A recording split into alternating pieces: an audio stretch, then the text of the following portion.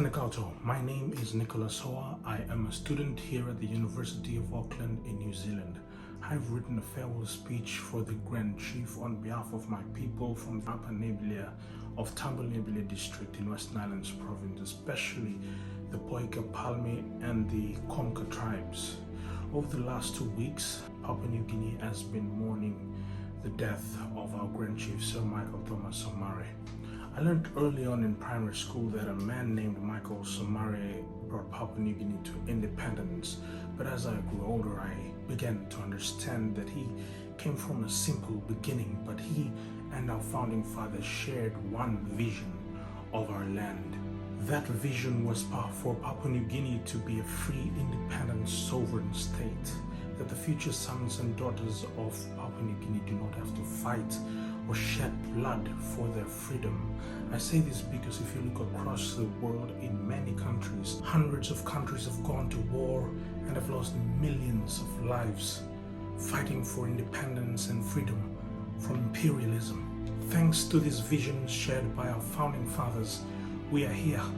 Almost 50 years of freedom without a single bloodshed. 50 years of man owning his own land to farm on, to walk on, to live on. 50 years of over 800 plus languages and the cultures united. That was the vision, and it is now going to be the legacy we will commemorate in years to come.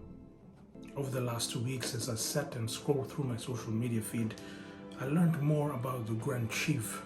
He accomplished more than just gaining independence. He gave us this entire adult life to serve this country.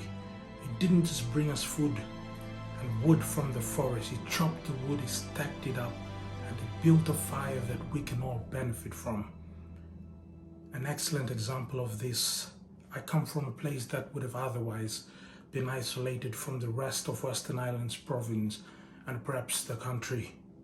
In 1973, when the Grand Chief was the minister in charge of self-government, he sent the defense force equipped with explosives and a D6 bulldozer to carve a road from a 500-meter high gorge. This essentially linked my village, the Kuloim Basin in Upper Nebulia of the Tamil Nebulia district, with about a population of around 7,000 people at the time, to the rest of the province and subsequently the country. I am fairly certain that there are many other places around Papua New Guinea that share a similar story of the impact the Grand Chief has had on our country.